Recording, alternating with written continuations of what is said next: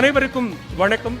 News 8 Tamil Nadu தொலைக்காட்சியின் மக்கள் சபை நிகழ்ச்சிக்கு வருகை தந்திருக்கக்கூடிய உங்கள் அனைவரையும் உள்ளார்ந்த உவகையோடும் அன்போடும் வருக வருக என வரவேற்பதில் மட்டற்ற மகிழ்ச்சி. உங்களை சுற்றி நடக்கக்கூடிய நிகழ்வுகள், உங்கள் பார்வைக்கு வராத பல்வேறு செய்திகளை நேர்மையாகவும் நேர்த்தியாகவும் உங்கள் முன்னால் கொண்டு வந்து கொடுப்பதில் முதன்மையான பணியாக ஊடகப் பணி இருக்கிறது. அந்த ஊடகப் பணியை செவ்வனே செய்து கொண்டிருக்கிறது நியூஸ் 8 தமிழ்நாடு. அதே நேரத்தில் குறிப்பாக மக்கள் மத்தியில் பேசப்படுகின்ற, மக்கள் மத்தியில் பேசப்பட வேண்டிய, மக்கள் மத்தியில் உரையாடலாக நிகழ்த்தப்பட வேண்டிய பல்வேறு தலைப்புகளை மக்கள் சபை விவாதித்திருக்கிறது. அந்த விவாதங்கள் சமூக தளத்திலும் சரி, அரசியல் களத்திலும் சரி பல்வேறு மாற்றங்களை ஏற்படுத்தி இருக்கின்றன. அதற்கு பல்வேறு உதாரணங்கள் கடந்த காலங்களில் இருக்கின்றன. அந்த வகையில் இன்றைக்கு நாம் தேர்ந்தெடுத்திருக்கக்கூடிய தலைப்பு, அரசியல் கட்சிகள் கூட்டணி அமைப்பது என்பது தேர்தல் வியூகமா அல்லது சந்தர்ப்பவாதமா என்கிற தலைப்பில் இன்றைய மக்கள் சபையை நாம் வடிவமைத்திருக்கிறோம்.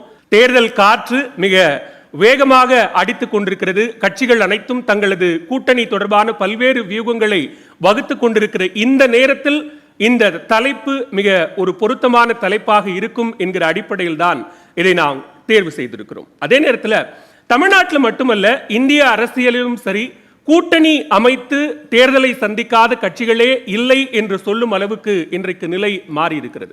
தனிப்பெரும் கட்சியாக இருந்த காங்கிரஸ் கூட்டணி அரசியல் என்கிற நகர்வுக்கு வந்திருக்கிறது. அதே போன்று இந்திய அரசியலில் கூட்டணி அரசியலுக்கான மிகப்பெரிய பங்கை பாரதிய ஜனதா ஏற்படுத்தி இருக்கிறது. தமிழ்நாட்டை பொறுத்தவரைக்கும் ராஜாஜி, காமராஜர், அண்ணா போன்ற தலைவர்கள் கூட்டணி அரசியலை கையில் எடுத்திருக்கிறார்கள். அதே நேரத்தில் இந்த கேள்வி எங்கே எழுகிறது என்று சொன்னால், கூட்டணி அமைத்து தேர்தலை களம் காணும் போது இந்த தேர்தல் கூட்டணி என்பது ஒரு தேர்தல் வியூகமாகவே பார்க்கப்பட்டிருக்கிறதா அல்லது சந்தர்ப்பவாதமாக பார்க்கப்பட்டிருக்கிறதா என்கிற கேள்வி எழக்கூடிய நேரத்தில் ஒரு சில பார்வைகள் அல்லது ஒரு சில வரலாற்று நிகழ்வுகளை உங்கள் முன்னால் வைக்க விரும்புகிறேன். தமிழ்நாட்டில் முதலில் இந்தி திணிப்பை நடத்தியவர் ராஜாஜி 1938. அவரோடு தான் 1967 கூட்டணி அமைத்து அண்ணா ஆட்சி மாற்றத்தை கொண்டு வருகிறார். அது தேர்தல் வியூகமா சந்தர்ப்பவாதமா என்கிற கேள்வி எழுகிறது. காங்கிரஸை வீழ்த்தி திமுகவை ஆட்சியில் அமர்த்தியவர்களில் ஒருவர் ராஜாஜி. அவரோடு அடுத்த தேர்தலிலேயே கூட்டணி அமைத்தார் காமராஜர். அது தேர்தல் வியூகமா அல்லது சந்தர்ப்பவாதமா? அதே நேரத்தில் வாஜ்பாய் அரசை கவிழ்த்தது அதிமுக.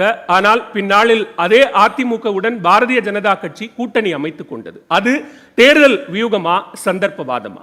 அதே போன்று திமுக கூட்டணி பாஜகவுடன் கூட்டணி வைத்துக் கொண்டது என்கிற ஒரே காரணத்திற்காக அந்த கூட்டணியிலிருந்து வெளியேறியது தமிழ் மாநில காங்கிரஸ். ஆனால் இன்றைக்கு அதே தமிழ் மாநில காங்கிரஸ் பாஜகவுடன் கூட்டணி அமைத்திருக்கிறது. இது தேர்தல் வியூகமா சந்தர்ப்பவாதமா என்கிற கேள்விகள் எழுகின்றன. எனவே எதிரும் புதிருமாக இந்த கேள்விகள் எழுந்து கொண்டிருக்கிற நேரத்தில் நாம் உண்மையிலேயே அரசியல் கட்சிகள் கூட்டணி அமைப்பது என்பது தேர்தல் வியூகமே என்கிற கருத்தை முன்வைப்பதற்காக 3 அரசியல் ஆளுமைகள் நம்மிடையே வருகை தந்திருக்கிறார்கள். அந்த வகையில் அஇஅதிமுகவின் சார்பில் முன்னாள் அமைச்சர் திரு வைகை செல்வன் அவர்கள் வருகை தந்திருக்கிறார். விடுதலை சிறுத்தைகள் கட்சியின் சார்பில் சட்டமன்ற உறுப்பினர் திரு ஆளூர் ஷானவாஸ் அவர்கள் வருகை தந்திருக்கிறார். பாரதிய ஜனதா கட்சியின் சார்பில் திரு அர்ஜுனமூர்த்தி அவர்கள் வருகை தந்திருக்கிறார். அதே நேரத்தில் இன்னொரு பக்கம் அரசியல் கட்சிகள் கூட்டணி அமைப்பது சந்தர்ப்பவாதம் தான் என்கிற வாதத்தை முன்வைப்பதற்காக நம்மிடையே இயக்குனரும் அரசியல் கருத்துரையாளருமான திரு வ கௌதமன் அவர்கள் வருகை தந்திருக்கிறார். மூத்த பத்திரிகையாளர் திரு துக்ளக் ரமேஷ் அவர்கள் வருகை தந்திருக்கிறார். நாம் தமிழர் கட்சியின் சார்பில் திரு இடும்பாவனம் கார்த்தி வருகை தந்திருக்கிறார். உங்கள் அனைவரின் சார்பாகவும் 6 விருந்தினர்களையும் வருக வருக என்று அன்போடு வரவேற்கிறோம். முதல் பேச்சாளராக திரு வைகை செல்வன் அவர்களை அன்போடு அழைக்கிறோம்.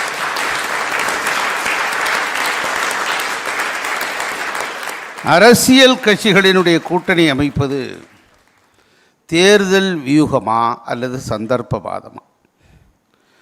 எங்களை பொறுத்த மாத்திரத்திலே அரசியல் கட்சிகளுடைய கூட்டணி அமைப்பது தேர்தலில் ஒரு சாதுரியம். அதற்கு பேர்தான் வியூகம் என்று நான் சொல்லுவேன். எவ்வாறென்று கேட்டால், ஒரு பொது எதிரியை வீழ்த்துவதற்காக எல்லோரும் ஒன்று சேர்வதுதான் கூட்டணி. பொது எதிரியை வீழ்த்த வேண்டும்.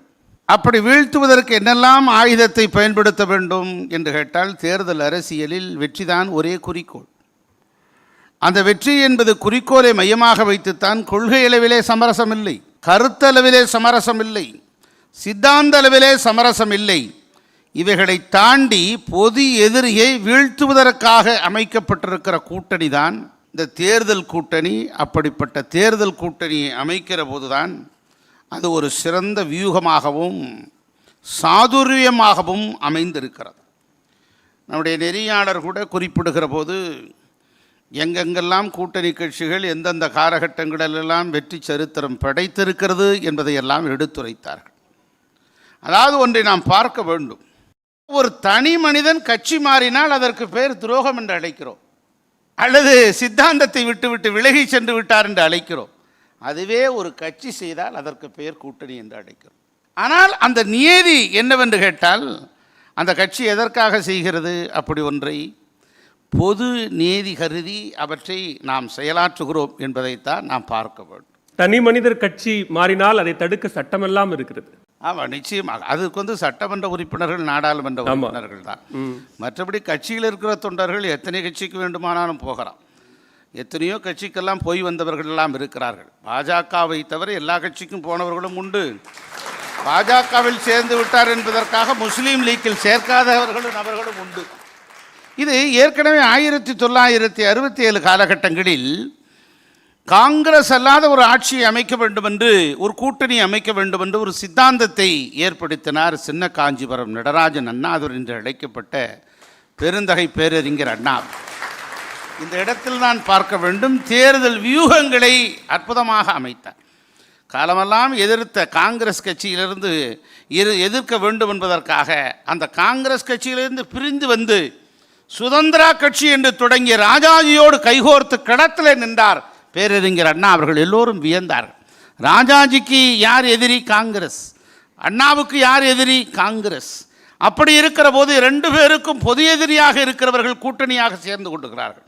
எதிரிக்கு எதிரி நண்பன் என்கிற அடிப்படையில் ஒரு கூட்டணி களம் உருவானது. அப்படி அந்த கூட்டணி களம் உருவான போதுதான் மிகப்பெரிய அளவிலே வெற்றி சரித்திரம் படைக்கப்பட்டது. அது இடதுசாரியாக இருக்கக்கூடிய மார்க்சிஸ்ட், வலதுசாரியாக இருக்கக்கூடிய சுதந்திரா கட்சியினுடைய ராஜாஜி அவர்கள், நாம் தமிழர் கட்சி, இப்போ இருக்க நாம் தமிழர் இல்லை, அப்போ சீப்ப ஆதித்தனாரை வைத்திருந்த அதுதான் உண்மையான ஒரிஜினல் நாம் தமிழர்.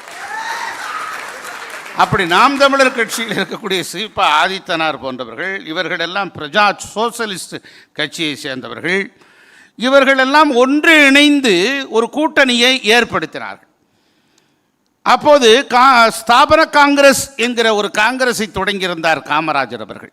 இந்திரா காந்தி அவர்களோடு நாடாளுமன்றத்தில் ஒரு பெரிய இந்திய பிரதமர்களை, 2 பிரதமர்களை உருவாக்கக்கூடிய வல்லமையை ஒரு தமிழர் பெற்றார். ஒருவர் லால் பகதூர் சாஸ்திரியையும், ரெண்டாவதாக இந்திரா காந்தி அம்மையார் அவர்களையும், 2 பிரதமர்களையும் உருவாக்கியதற்கு பிறகு இந்திரா காந்தி அம்மையாரோட கருத்து வேறுபாடு காரணமாக பிளவுபட்டு மிகப்பெரிய ஒரு சர்ச்சை எழுந்த நிலையில் ஸ்தாபன காங்கிரஸ் என்ற ஒன்றை அமைத்து தீவிரமாக களத்திலே குதித்தார். ஒரு திராவிட இயக்கத்தினுடைய ஒரு ஆட்சியை முதலில் அமைத்தவர், கூட்டணி அமைத்து தேர்தல் வியூகத்தை அமைத்து சாதுரியமாக. இல்ல, நீங்க அதை சாதுரியம் அப்படிங்கிறீங்க, அது பொது எதிரியை வீழ்த்துவதற்காக அப்படிங்கிறீங்க. மக்கள் நலன் என்று வந்தால் அது பொது எதிரியை வீழ்த்தும் போது மக்கள் நலனையும் அந்த கூட்டணி அரசியல் அது அந்த சாதுரியம் கணக்கில் எடுத்துக்குமா? நிச்சயமாக. ஏன் என்று கேட்டால் மக்கள் தானே தேர்ந்தெடுக்கிறார்கள் அந்த கூட்டணியை. நீங்கள் 1000 கூட்டணிகளை அமைத்து கூட வெற்றி பெற முடியவில்லையே. அதற்கு எத்தனையோ உதாரணங்களை நாம் சொல்லலாம். எமர்ஜென்சி காலகட்டத்தில் ஒரு சர்வாதிகார போக்கை, ஜனநாயகத்தை குழி தோண்டி புதைத்தார் என்கிற குற்றச்சாட்டு எழுந்த நிலையிலே அன்னை இந்திரா காந்தி மீது மிகப்பெரிய ஒரு மக்கள் மத்தியிலே தீராத கோபம் எழுந்தது. அப்படி எழுந்த நிலையில்தான் ராஜ நாராயணன் போன்றவர்கள், ஜெயபிரகாஷ் நாராயணன் போன்றவர்கள், ஸ்தாபன காங்கிரஸை தொடங்கிய காமராஜர் போன்றவர்கள், நீலம் சஞ்சீவ் ரெட்டி போன்றவர்கள், நிஜலிங்கப்பா போன்றவர்கள், பல்வேறுபட்ட ஆகச்சிறந்த மொராஜி தேசாய் போன்றவர்கள், இப்படி பல்வேறுபட்ட ஆகச்சிறந்த தலைவர்களெல்லாம் ஒன்றிணைந்து கூட்டணியை அமைத்தார்கள், ஒரு இயக்கத்தை தொடங்கினார்கள். அந்த இயக்கத்தில் தான் பாஜகவுடைய தாய் கட்சியே இருந்தது, சங் பரிவார்.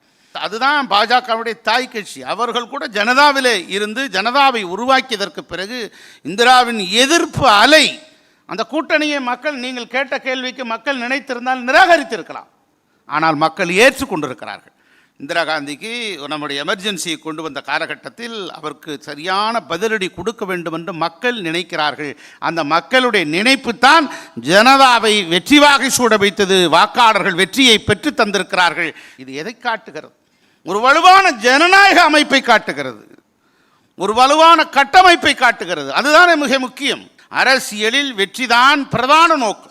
அதாவது காலம் வெற்றியாளர்களை எவ்வாறு அழைக்கிறது என்று சொன்னால், தொடர்ந்து வெற்றி பெறுபவர்களை அல்ல, தோல்வியடைந்து அந்த தோல்வியிலிருந்து மீண்டு எழுபவர்களையே காலம் வெற்றியாளர்கள் என்று அழைக்கிறது. இருந்த போதிலும் கூட இந்த ஒரு கட்சியினுடைய தலைமை பதவியை தக்க வைப்பதற்காகவும் மக்களுக்கு தொண்டூழியம் செய்வதற்காகவும் அந்த தொண்டை தொடர்ந்து புதுப்பிக்க வேண்டும் என்பதற்காகவும் தன்னுடைய இருப்பை, தன்னுடைய அடையாளத்தை, தன்னுடைய முகத்தை, தன்னுடைய முகவரியை எப்போதும் புதுப்பித்து கொண்டிருக்கக்கூடிய ஒரு தலைவர்கள் தான் கூட்டணியை அமைத்து மக்களிடத்தில் வெற்றி வாகை சூடுகிறார்கள்.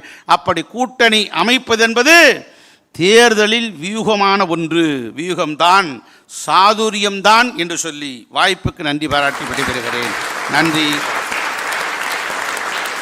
வரலாற்றில் வெற்றி எங்கெல்லாம் பதிவு செய்யப்பட்டிருக்கிறதோ அங்கெல்லாம் அரசியல் சாதுரியம் தலை தூக்கி இருக்கிறது. அந்த அரசியல் சாதுரியத்தினுடைய இன்னொரு வடிவம்தான் தேர்தல் வியூகமாக இருந்திருக்கிறது என்கிற தன்னுடைய ஆழமான கருத்தை திரு வைகை செல்வன் முன்வைத்திருக்கிறார். அந்த வகையில் அரசியல் கட்சிகள் கூட்டணி அமைப்பது சந்தர்ப்பவாதமே என தன்னுடைய கருத்தை முன்வைப்பதற்காக திரு வ. கௌதமன் அவர்களை அன்போடு அழைக்கிறேன். இருந்தாலும் சகோதரர் வைகை செல்வன் அவர்கள் இங்கே பேசும்போது சொன்னாங்க சாதுரியம்னு. சாதுரியம் அரசியலில் தேவைதான். ஆனால் அந்த சாதுரியம் யாருக்காக? உங்களுக்காகவா? உங்கள் கட்சிக்காகவா? உங்களுடைய கட்சியின் எதிர்காலத்துக்காகவா? அல்லது இந்த மண்ணுக்காகவா? மக்களுக்காகவா? கடைஞ்செடுத்த பொய் அது வியூகம்ங்கிறது.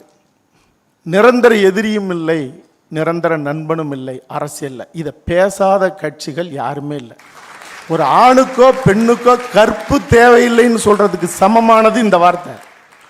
நான் அதை நாகரிகமாக சொல்றேன். அது எப்படி நிரந்தர நண்பன் இல்லாமல் இருக்க முடியும், நிரந்தர எதிரி இல்லாத இருக்க முடியும்? அது எப்படி அது சாதுரியமாகும்? அப்போ அது சந்தர்ப்பம் தானே. ஏதாவது ஒரு கணக்கில் இருக்கணும். எடைனா ஒன்று மேலே போகணும், இல்லை கீழே வரணும். ரெண்டுலேயும் இருந்தால் அது எப்படி எடையாகும்? அரசியல் பிழைத்தோருக்கு அறம் கூற்றாகுங்கிறான் இளங்கோடிகள். அரசியல் பிழைத்தோருக்கு இல்லை, அரசியல் பிழை செய்தோருக்கு அறம் கூற்றாகுங்கிறான். கூற்றுங்கிறது அங்கே என்ன அர்த்தம்னா எதிராகும், யமனாகும்னு அர்த்தம். அப்போ அரசியல் இங்கே என்ன, எங்கே அறம் இருக்கு? அறம்னா என்னன்னு சொல்கிறான் தமிழ் இலக்கணத்தில். உலகத்தில் எந்த மொழியிலையும் அறங்கிற சொல் இல்லை. நேர்மன்னு தனியாக சொல்லுவான், உண்மைன்னு சொல்லுவான், நியாயம்னு சொல்லுவான், தர்மம்னு சொல்லுவான். இது எல்லாத்துக்கும் சேர்ந்த உச்சம் எதுனா, இது எல்லாம் சேர்ந்து அந்த உண்மையின் மெய்யின் உச்சம் எதுன்னா அறம். இது எல்லாம் கலந்தது. ஒரு வெற்றியை ஈட்டி இருக்கிறாங்கன்னா அந்த வெற்றியை கொடுத்தது மக்கள் தான். அப்போ மக்களுக்கும் அந்த அறம் இல்லாமல் அந்த வெற்றியை கொடுத்திருப்பாங்களா? நல்ல கேள்வி. நீங்க சொல்றீங்க மக்கள் தான் ஓட்டு போட்டாங்கிறான். நான் கேட்கிறேன், இங்க இருக்கிற என்னுடைய சகோதரர்கள், என்னுடைய தமிழர்கள் நெஞ்சில கை வச்சு சொல்லுங்க, உங்க கொள்கையும் உங்க கோட்பாட்டையும் சொல்லி நீங்க ஓட்டு வாங்கினீங்களா? அல்லது தவறாக நினைக்க கூடாது, நாகரிகமா சொன்னா அபகரிச்ச பணம், நேரடியா சொன்னா கொள்ளையடிச்ச பணம், அந்த கொள்ளையடித்த பணத்தை கொடுத்து நீங்க ஓட்டு வாங்கி கோட்டைக்கு போனீங்களா? சொல்லுங்க. அப்ப அந்த அறம் மக்கள்கிட்ட இல்லைன்னு சொல்றது அவனுடைய கோமணத்துணி அல்லது அவனுடைய மானத்துணி அத்தனையும் உருவிட்டு அவனை கையேந்த வச்சுட்டு இவனும் திருடன் தான் அப்படின்னு திருடனாக்கிட்டு அவர்கள் ஓட்டு போட்டு தான் நாங்கள் ஜெயிக்கிறோம்னு சொல்றதுல என்ன நேர்மை இருக்கு, என்ன உங்களுக்கு தலைநிமிர்வு இருக்கு? சொல்லுங்க. மக்களை குற்றவாளி ஆக்குனது யாருன்னு கேட்கிற அதே நேரத்தில் மக்களால் வெற்றி பெற்றவர்கள் யார் அப்படிங்கிற கேள்வி முதன்மையா எழுதல. அதைத்தான் சொல்றேன், அந்த வெற்றியை நீங்க விலை கொடுத்து வாங்குறீங்க. நீங்க நேர்மை சுமந்து இல்ல, அப்ப உங்க கொள்கை இல்ல, உங்க கூட்டணிங்கிறது நீங்க கொள்ளையடிச்ச பணத்துல கூட்டணி வச்சுக்கிட்டு அந்த கொள்ளையடிச்ச பணத்தோட மக்களையும் கூட்டணி சேர்த்துக்கிட்டு அவனுக்கு காசு கொடுத்து அதுல வர்ற வெற்றியை நீங்க எப்படி சாதுரியம்னு சொல்லலாம், நீங்க எப்படி வியூகம்னு சொல்லலாம், நீங்க எப்படி வெற்றின்னு சொல்லலாம்? அதைத்தான் நான் கேட்கிறேன். உங்களுக்கு கொடை பிடிக்கிற கட்சிகள் இருக்குல்ல, கூட்டணி கூட்டணி தர்மம் இதெல்லாம் சொல்றாங்கல்ல, நான் கேட்கிறேன், நோட்டும் சீட்டும் பேசாத நீங்க கூட்டணி எப்பயாவது உறுதி பண்ணிருக்கீங்களா? உங்க மனசுல கை வச்சு சொல்லுங்க. இப்ப அதிமுக எடுத்துக்கோம், பாரதிய ஜனதா கட்சியோட கூட்டணி வச்சிருந்தது. இப்ப நீங்க கூட்டணி இல்லைன்னு சொல்றீங்கல்ல, உங்களுக்காகவா இந்த மண்ணுக்காக மக்களுக்காகவா? சொல்ல முடியுமா ஐயா வைகை செல்வன் அவர்கள்? இப்ப திமுக காங்கிரஸோட ஏற்கனவே இருந்தது, இப்பவும் நேர்மையா இருக்காங்க, அவங்களுக்குள்ள ஒரு நேர்மை இருக்கு. இப்ப நீங்க நேர்மையா இருக்கீங்கல்ல, நீட்டை நீங்க தான் கொண்டு வந்தீங்க, ஹைட்ரோகார்பன் மீத்தேன் நீங்க தான் கொண்டு, நெய்வேலி விட மாட்டேன் நீங்க, இப்ப எல்லாமே பண்ணிட்டு இருக்கீங்க. இப்ப எதுவுமே இல்லைன்னு பாராளுமன்ற தேர்தலுக்கு முன்னாடி திமுக அறிவிக்குமா? திமுக கூட்டணி கட்சிகள் யாராவது சொல்லுவாங்களா? இதெல்லாம் செய்யலைன்னா உங்களோட கூட்டணி வச்சுக்கிறேன்னு சொல்லுவாங்களா? இன்னும் சில கட்சிகள் கூட்டணிக்கே போகல, ஏன்னா இன்னும் பேரம் படியில. நீங்க யாரை வேணாலும் நினைச்சீங்க. அப்ப என்ன உங்களுடைய நலன் என்ன? இந்த மண் சார்ந்த நலமா? அப்ப என்ன வியூகம், என்ன சாதுரியம்? பச்சையா சொல்லுங்க, ஒத்துக்குங்க, இது சந்தர்ப்பவாதம் தான். நாங்கள் மறுபடியும் கொள்ளையடிப்போம், கொடுப்போம், கொள்ளையடிப்போம், தமிழினத்தை தெருவில் நிறுத்துவோம் சொல்லுங்க, சொல்லியாவது ஓட்டு கேளுங்க. இந்தியாவிலேயே ஓரளவுக்கு அரசியல் விழிப்புணர்வு கொண்ட மாநிலமாக, அரசியல் விழிப்புணர்வு கொண்ட மக்களாக தமிழ்நாட்டு மக்கள் இருக்கிறாங்க. நீங்க சொல்லக்கூடிய ஒரு மண்ணாங்கட்டி இல்ல இந்த மக்கள். எனக்கு ஓட்டு போடணுங்கிறதுக்காக நான் பொய் பேச முடியாது. ஒரு மண்ணாங்கட்டி இல்ல, பிச்சைக்காரர்கள் ஆக்கிட்டீங்க. மறுபடியும் நீங்க பிச்சை எடுக்க தான் வைப்பீங்க. அவன் நீ காசு கொடுத்தாதான் அவனும் ஓட்டு போடுவான், அவனுக்கு வேற வழி இல்லைன்னு ஆக்கிவிட்டீங்க. எங்களை போன்று உயிரை கொடுத்து போராடுகிற கூட்டத்தை என்னைக்கு தமிழினம் மதிக்குதோ, என்னைக்கு கொண்டாடுதோ, அல்லது இவர்களை போன்றவர்கள் தான் கோட்டையில உட்காருன்னு முடிவெடுக்குதோ, அன்னைக்கு தான் உருப்படும். அது வரைக்கும் தெருவில் தான் நிற்கும். என் மக்கள் என் மண். யாரு? அண்ணாமலை. யாரு? பிஜேபி. எதியா உங்க மண்ணு? எது உங்க மக்கள்? எங்க நெய்வேலிக்காக போராடினீங்களா பிஜேபி? கதிராமங்கலம் நெடுவாசலுக்கு வந்து போராடினீங்களா? ஸ்டெர்லைட்டுக்காக போராடினீங்களா? வெக்கமா இல்லை என் மண் என் மக்கள்னு சொல்றதுக்கு? வெக்கமா இல்லை? வந்து ஆண்டு முழுசும் முடிஞ்சு போச்சான். ஐயா மோடி அவர்கள் இங்க சொல்றாரு, தமிழ்நாட்டுக்கு எங்களை தவிர யாரும் செய்யல. உங்களால தான் எங்க மீனவர்கள் செத்தான், உங்களால தான் எங்க மாணவர்கள் செத்தான், உங்களால தான் எங்க விவசாயிகள் சாகுறான், செத்துக்கிட்டு இருக்கான். நீங்க எங்களுக்கு எதுவுமே செய்யாத உங்க சாதனை நீங்க சொல்றீங்க. எப்படி தேசிய கட்சிகளை ஒழிச்சு திராவிட கட்சிகள் வந்ததோ, அது போல திராவிட கட்சிகளை ஒழிச்சு இந்த மண்ணுக்கும் இனத்துக்கும் 100% சம்பந்தமான தாய்மொழி தமிழை கொண்டவர்கள் ஆளும் போதுதான் தமிழினமும் தலை நிமிர்ந்து வாழும். எங்கள் மண்ணில் எங்கள் இனத்தை சார்ந்து எங்கள் மொழி அல்லாத இனமல்லாத கூட்டத்தையும் நாங்கள் அன்போடு ஆசையோடு பாசத்தோடு அரவணைத்து இந்த மண்ணில் அமைதி தழைக்க, இந்த உலகம் எங்களை நிமிர்ந்து பார்க்க பார்க்க தமிழினம் தலை நிமிர்ந்து அது கோலோச்சோம். அந்த நாள் வெகு தூரத்தில் இல்லை. எங்களை ஏமாத்துற, எங்களை அடிமைப்படுத்துற, எங்களை அழிச்சு ஒழித்த இந்த கூட்டங்கள்லாம் ஓடுகிற நாள் வெகு தூரத்தில் இல்லை. நன்றி, வணக்கம்.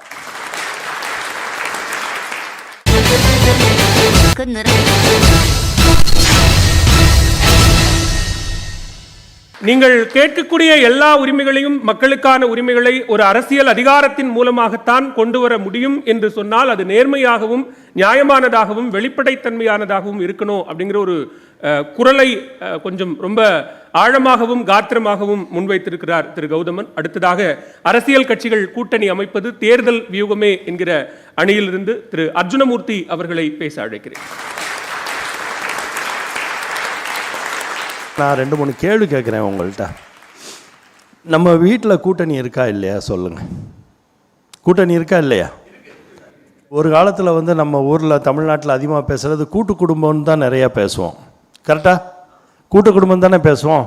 அப்போ கூட்டணிங்கிற ஒரு வார்த்தை எங்கேயே உருவாயிருச்சுன்னா நம்ம குடும்பத்திலே உருவாயிருச்சு. ஏன்னா குடும்பத்துக்குள்ள ஒரு கூட்டு முயற்சி இல்லாத போது அந்த குடும்பம் எப்படி சிறப்பாக செயல்படும்? ஏன்னா எல்லாமே வியூகம்னு நம்ம சொல்கிறது என்ன? ஸ்ட்ராட்டஜி தானே. அது என்ன? What kind of strategy? அவங்கவுங்களுக்கு என்னென்ன திறமை இருக்கோ அந்தந்த திறமையோட கான்ட்ரிபியூஷன் பண்ணுற இடம் தானே ஒரு கூட்டு அமைப்பு. இந்த கூட்டு அமைப்பில் வந்து ஒரு வியூகங்கிறது நேச்சுரலாகவே இருக்கிறது தான் வியூகம். அதாவது வியூகம்னு ஒரு பெருசாக ஒரு வார்த்தை சொல்ல வேண்டாம். சந்தர்ப்பவாதம்னு அந்த வார்த்தைக்கு ஒரு நேர்மறையான ஒரு கருத்தையும் நம்ம சொல்ல வேண்டிய அவசியமே கிடையாது. நீங்கள் இதில் வந்து அப்படியே பின்னால் போங்க, 1947க்கு போயிருங்க, ஒரு ஃப்ளாஷ்பேக்கில் போய் பாருங்கள். நேரு என்ன பண்ணார்? மவுண்ட் பேட்டன் வந்து நமக்கு வந்து ஃப்ரீடம் கொடுக்குறாங்க, இண்டிபெண்டன்ஸ் இந்தியாவுக்கு எடுத்துகிட்டு போகிறோம். வந்தோன்னே சரி நீங்கள்லாம் ஒரு அமைப்பு அமைச்சிருங்க, ரெகுலர் எலெக்ஷன் போகிறதுக்கு முன்னால் ஒரு அமைப்பு அப்போ என்ன மாதிரி கவர்மெண்ட் ஃபார்ம் ஆனிச்சுங்க? ஒரு கூட்டணியாக தான் கவர்மெண்ட் ஃபார்ம் ஆச்சு. அங்கே எங்கே தெரியுமா அந்த அமைப்பை எப்படி பண்ணாங்க? அந்த நேரத்தில் ஹிந்து இருக்கணும், முஸ்லீம் இருக்கணும், கிறிஸ்டியன் இருக்கணும், பார்சி இருக்கணும், சீக் இருக்கணும், இதை தாண்டி தலித்துக்கும் ஒரு இடம் இருக்கணும்னு சொல்லி தான் அதில் அம்பேத்கரும் பங்கு பெற்றார். அம்பேத்கர் இருந்தார். ரொம்ப அழகா 2 உதாரணம் சொன்னீங்க. ஒன்று, கூட்டு குடும்பத்தில் அந்த குடும்பத்தில் இருக்கக்கூடிய எல்லாருடைய பங்களிப்பும் அந்த குடும்பத்துக்கு இருக்கும். முதல் அரசு அப்படி ஒரு கூட்டா அமைந்து எல்லா மதச்சார்பற்று எல்லாரும் இருந்தாங்க, எல்லாருடைய பங்களிப்பும் அதில் இருந்தது, ஒவ்வொருத்தருடைய பங்களிப்பும் அதில் இருந்தது. இப்போ இருக்கக்கூடிய கூட்டணியாக இருக்கிறதே தவிர ஒரு கோலியேஷன் கவர்மெண்டாக ஒரு கூட்டணி அரசாங்கமா இருக்கா அப்படின்னா இல்ல. ஒரு கட்சி தலைமையில கூட்டணி அமைஞ்சா அந்த கட்சி தான் அரசுக்கு பொறுப்பேற்கிற ஒரு நிலைமை இருக்கிறது, அல்லது ஒரு கட்சி ஆட்சி முறையை நோக்கி போய்கிட்டு இருக்கிற நேரத்தில் இந்த உதாரணத்தை நம்ம ஒப்பிடுறது சரியா? இல்லை, இது கண்டிப்பாக. ஏன்னா ஒரு ஃபேப்ரிக் இருக்குது, ஒரு கலாச்சார பிம்பத்தில் தான் ஒரு நாடு இருக்குது. இந்த நாடு தொடர்ந்து வந்து நம்ம மேப் எப்படி இருக்குது, இந்தியா மேப்பு முழுக்க ஒரு அமைப்பாக தான் இருக்குது. இப்போ கூட 370 போட்டு அந்த காஷ்மீரையும் கொண்டாந்து கரெக்டாக சேர்த்து, தலையில் கொண்டை இல்லாமல் இருந்தது, அந்த கொண்டையும் கொண்டாந்து சேர்த்துட்டோம். இப்போ அதையும் ஒழுங்காக பண்ணி ஒரு கொண்டையோடு உள்ள நாடாக இப்போ மாற்றிட்டோம். இப்போ இந்த பூமியை வந்து நம்ம பாரதம்னு சொல்கிறோம், இந்தியான்னு சொல்கிறோம். அப்போது இந்த பாரதத்தை முழுக்கவே என்னோட மண்ணாக தானே இருக்க முடியும். ஏன் நீங்கள் தமிழ்நாட்டுக்குன்னு வந்தால் மட்டும் தமிழ் மண் தனி மண்ணுன்னு ஏன் பேசுகிறீங்க? நம்ம 2 பிரிவினைவாதத்தை தொடர்ந்து தமிழ்நாட்டில் பண்ணிக்கிட்டு இருக்கோம். என்ன பண்ணுறோம்னா, முதல் பிரிவினைவாதம் வந்து செக்குலரிசம்னு ஒரு பொய்யான செக்குலரிசம் பண்ணுறோம்.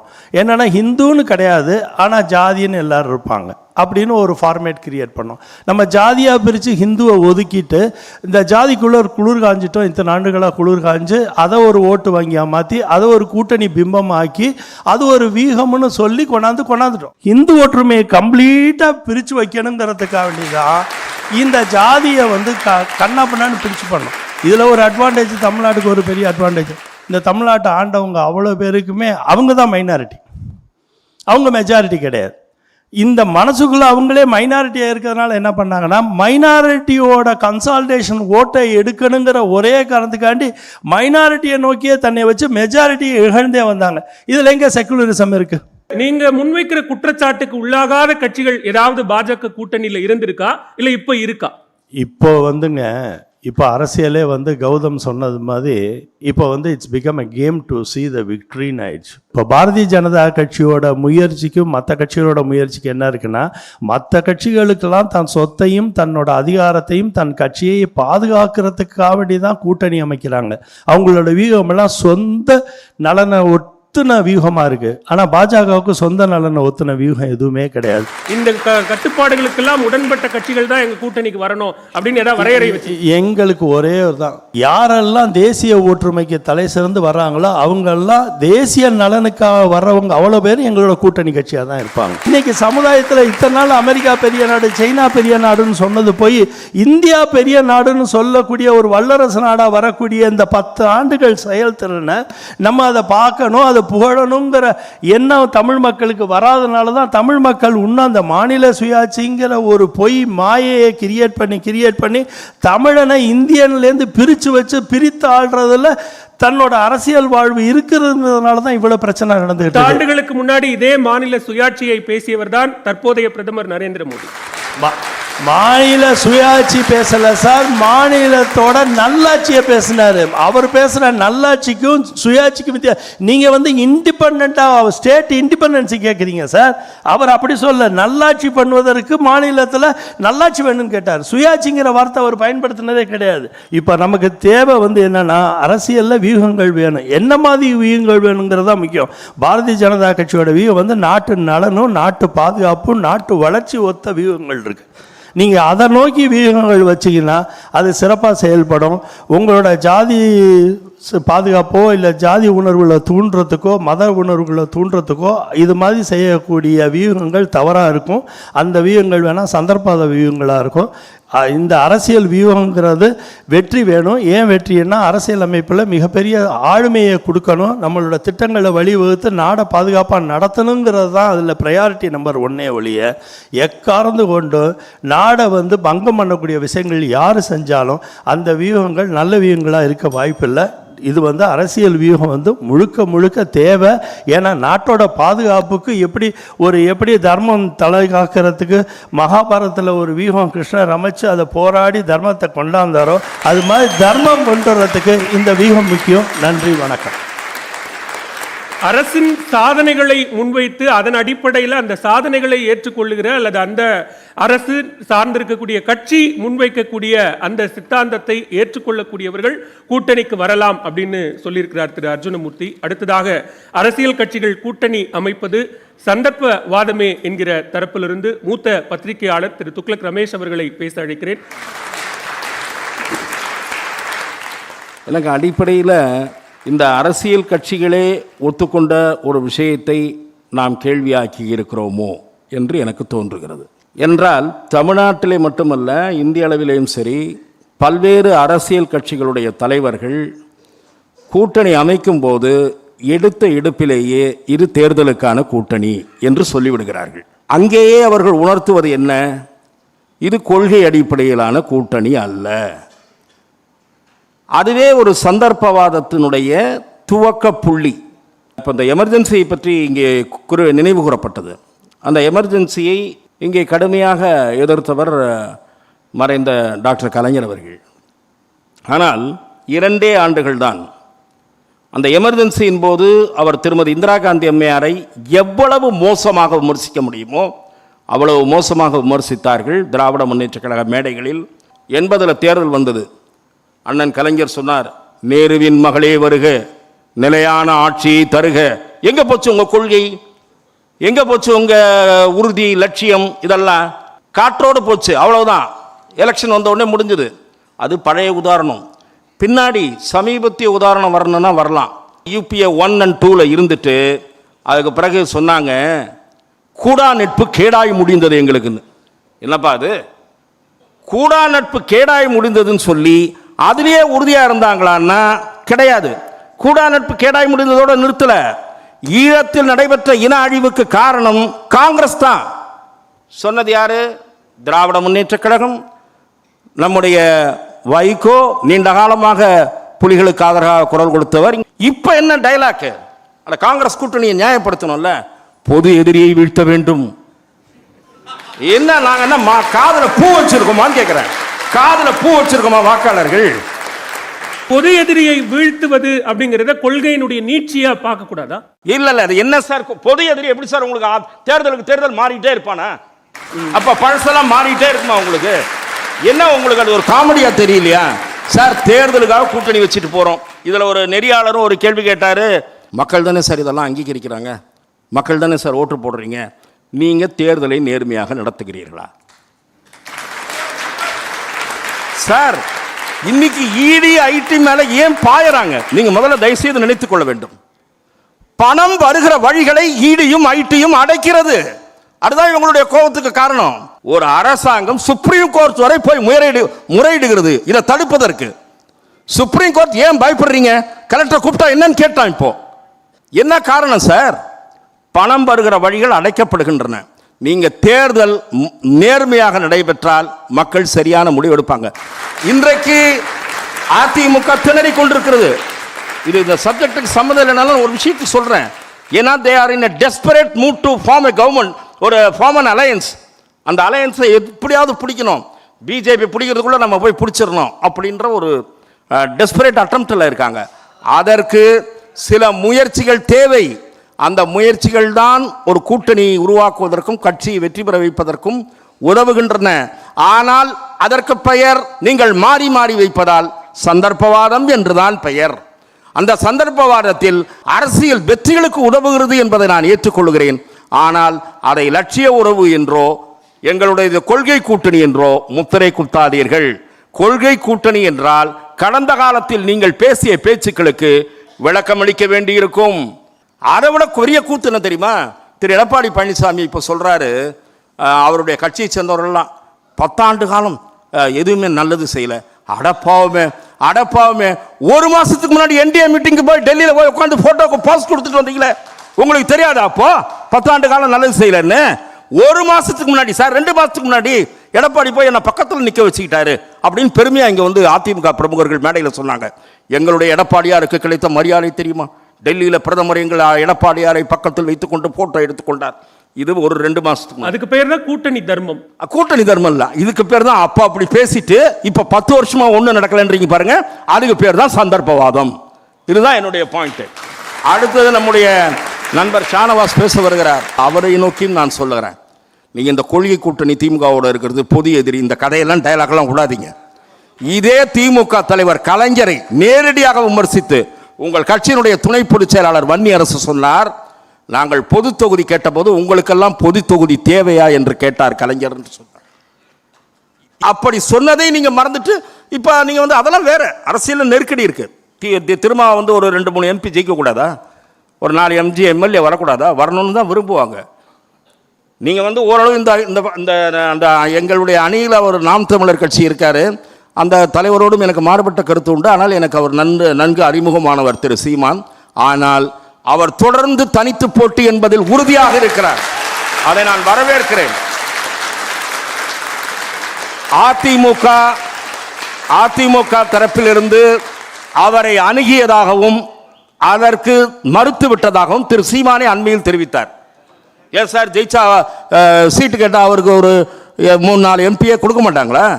5 எம்பி கொடுக்க மாட்டாங்களா? ஏன்னா ஓட்டு வாங்கி ஒரு 4% 5% வாங்கி காமிச்சிருக்காரு, கொடுக்க மாட்டாங்களா? இதுவரை உறுதியாக இருக்காரு. இனிமேல் என்னன்னு எனக்கு தெரியாது. ஆகவே அப்படி இருப்பதை வேணுமானால் நீங்கள் சொல்லலாம், நாங்கள் வந்து தோத்தாலும் பரவாயில்லன்னு நிற்கிறோம் அப்படின்னு. ஆனால் ஜெயிக்கிறதுக்காக மாறி மாறி கூட்டணி வச்சுட்டு இது வந்து ஒரு கொள்கைன்னு பேசாதீங்க. வியூகம்னு சொல்றதுல நான் மாறுபட விரும்பல, ஆனால் அது சந்தர்ப்பவாதமே என்று நான் சொல்லி நிறைவு செய்கிறேன்.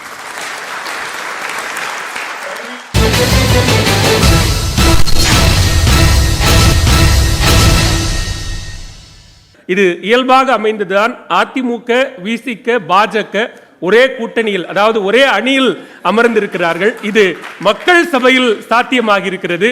எனவே அன்புக்குரிய திரு ஆளூர் ஷானவாஸ் அவர்களை முதல் சுற்று நிறைவு பேச்சாளராக அன்போடு அழைக்கிறேன்.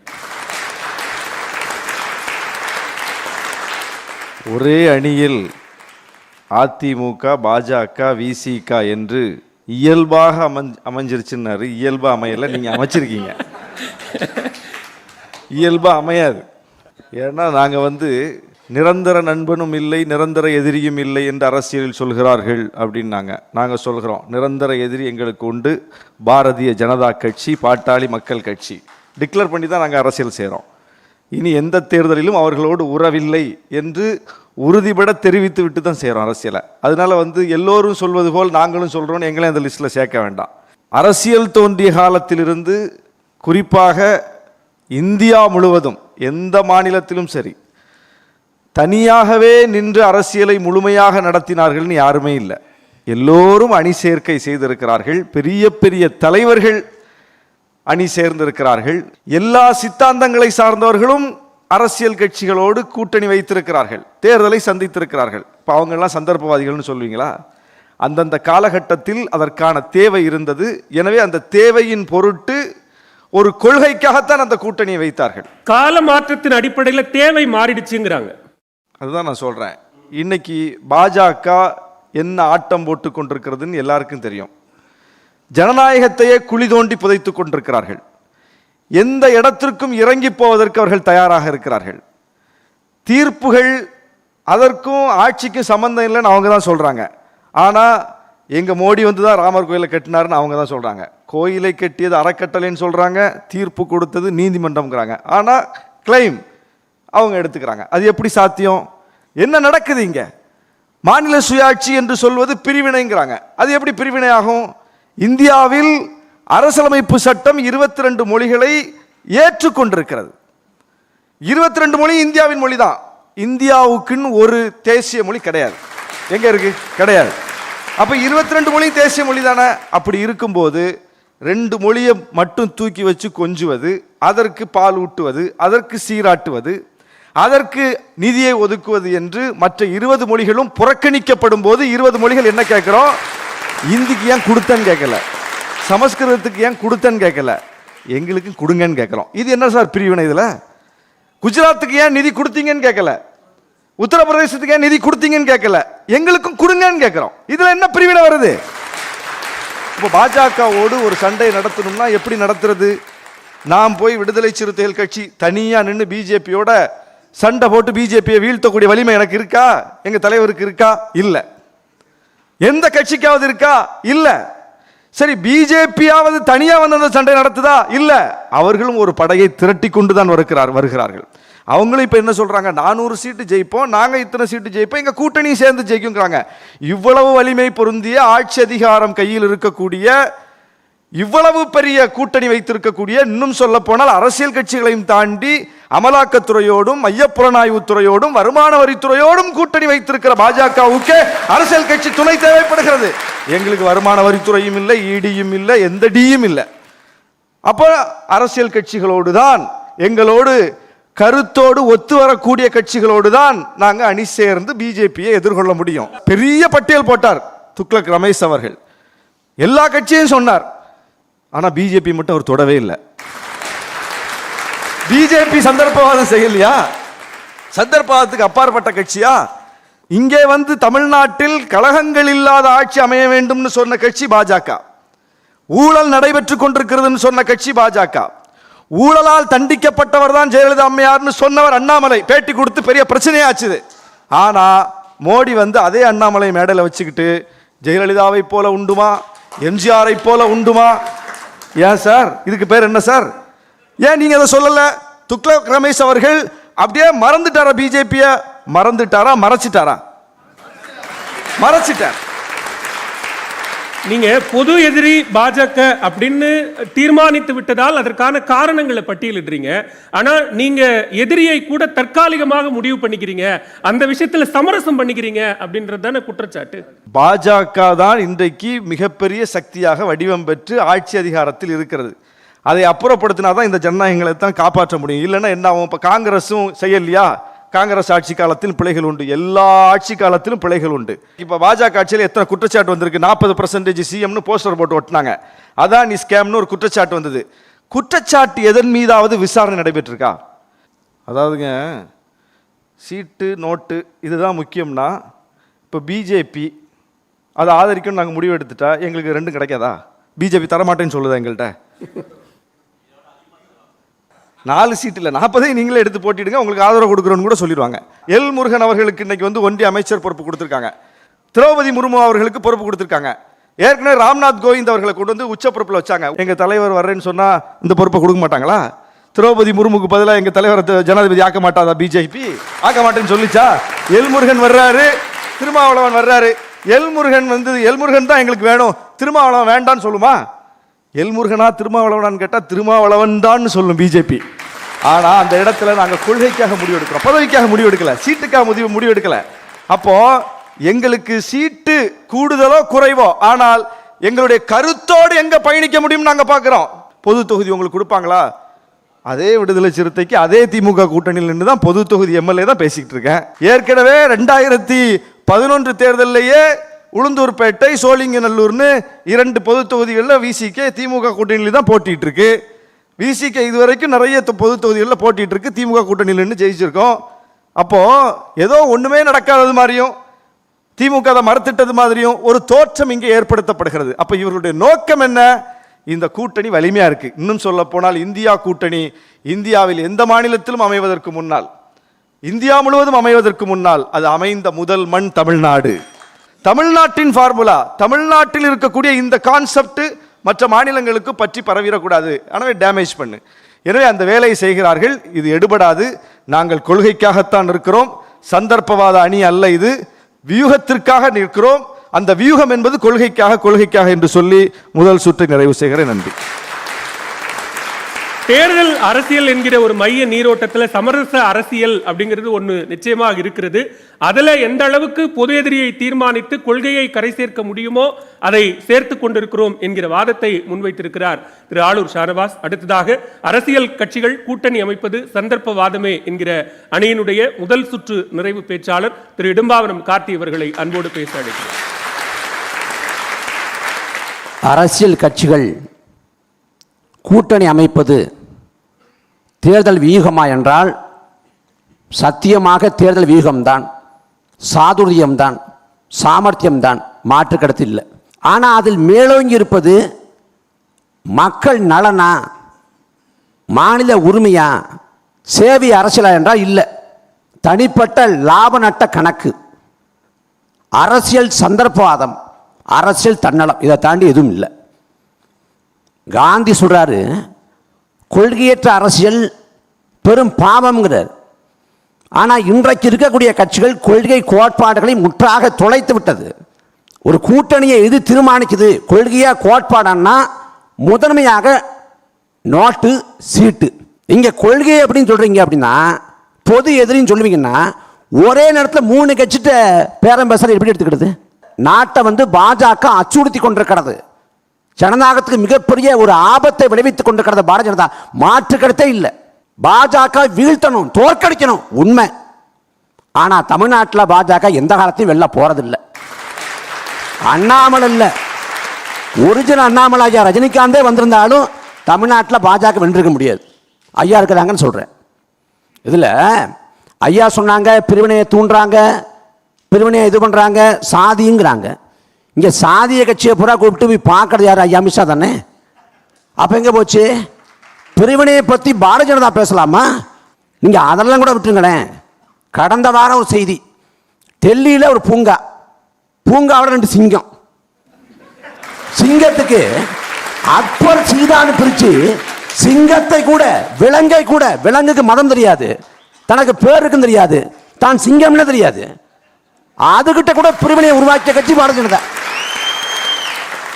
பாஜக என்ன நிலைமை தெரியுமா? 2014 5 கட்சி. யாரு? அண்ணா அன்புமணி ராமதாஸ், ஐயா விஜயகாந்த், அப்புறம் ஐயா கொங்கு ஈஸ்வரன், ஐயா பாரிவேந்தர், இப்படின்னு பெரிய கூட்டணி.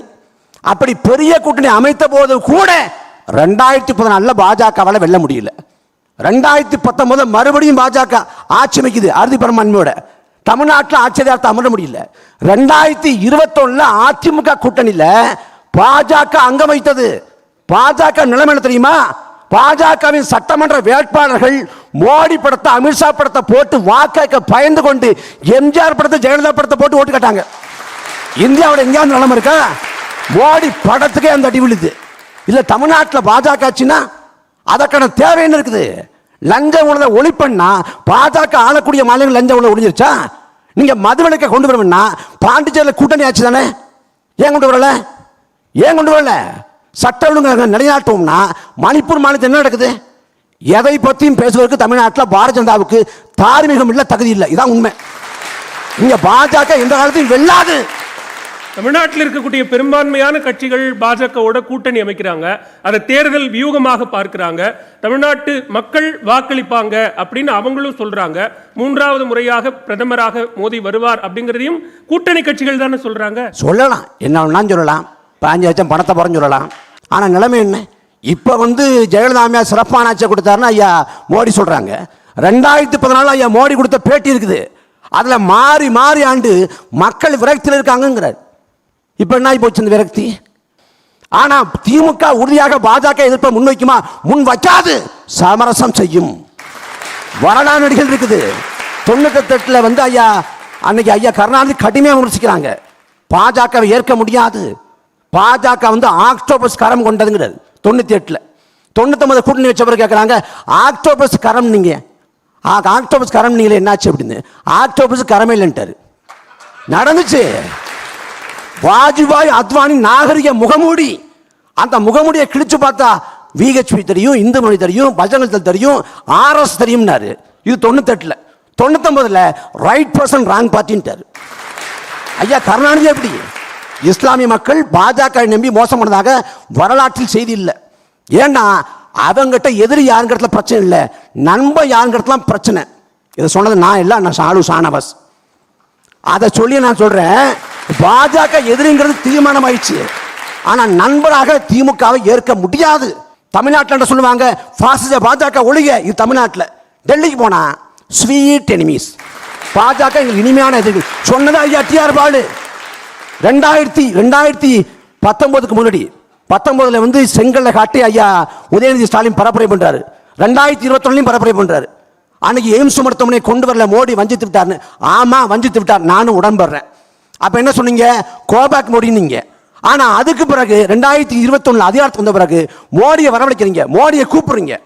கூப்பிடுறப்ப ஐயா டிஆர் பால்கிட்ட டெல்லியில் கேட்குறாங்க, என்னங்க மோடியை எதிர்த்தீங்க, இப்போ மோடியை கூப்பிடுறீங்களேன்னு.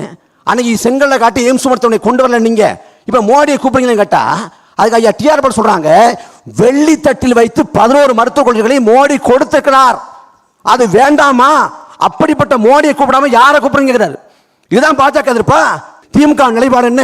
8 வழிச்சாலை திட்டத்தை எதிர்க்கட்சியா இருக்கிறப்ப ஐயா ஸ்டாலின் எதிர்த்தாங்களா இல்லையா? எதிர்த்தாரு. அப்புறம் நீங்க டெல்லியில விவசாயிகள் போராடுறாங்க, எதுக்காக போராடுறாங்க? குறைந்தபட்ச ஆதரவு விலை கட்டு போராடுறாங்க. குறைந்தபட்ச ஆதரவு விலை. இந்த குறைந்தபட்ச ஆதரவு விலைங்கிறது 2014 மோடி வச்ச தேர்தல் வாக்குறுதியில் உண்டு. அப்ப தேர்தல் வாக்குறுதியை நிறைவேற்ற சொல்லி மோடிக்கு எதிராக அழுத்தம் கொடுத்து விவசாயிகள் போராடுறப்ப அங்க அடக்குமுறை. எங்க டெல்லியில. தமிழ்நாட்டில் நிலைமை, விளைநிலங்களை வேறு பயன்பாட்டுக்கு அனுமதிக்க கூடாது சொல்வது யார்? மக்கள். எந்த மக்கள்? பரந்தூர் மக்கள், மேல்மா மக்கள். அந்த மக்களுக்கு வன்முறை கட்டளை விடுவது திமுக அரசு. பாஜக அங்க என்ன பண்ணுதோ அதை தமிழ்நாட்டில் திமுக பண்ணுது. அது எல்லாத்தையும் மறைக்க அவங்க போடக்கூடிய வேடம் சமூக நீதி, பெரியார் மண்ணுங்கிறது. ஐயா வைகை செல்வன் பேசுறப்ப உண்மையான நாம் தமிழர் அப்படின்னாரு. அதாவது அதிமுக இருக்கிறதால இந்த குழப்பம் வரத்தான் செய்யும். இபிஎஸ்ஆ, ஓபிஎஸ்ஆ, டிடிவியா, சசிகலாவா அப்படின்னு ஒரு என்ன சொல்றது இசை நாற்காலி போல ஓடி வர்றாங்கல்ல, அதனால உண்மையா போலியாங்கிற குழப்பம் வரத்தான் செய்யும். எங்களுக்கு சீமா ஆயத்தால் முன்வைத்தது தாத்தா காலத்து நாம் தமிழர், இது பேரன் காலத்து நாம் தமிழர். தாத்தா சமரசம் பண்ணிட்டாரு, பேர பிள்ளைகள் பாடங்க திணிக்கிறோம், சமரசம் பண்ண மாட்டோம், சண்டை போடுவோம்.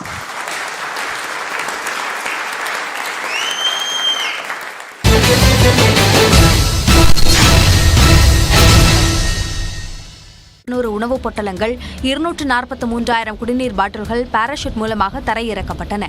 இதனை பொதுமக்கள் போட்டி போட்டுக்கொண்டு அள்ளிச் சென்றனர்.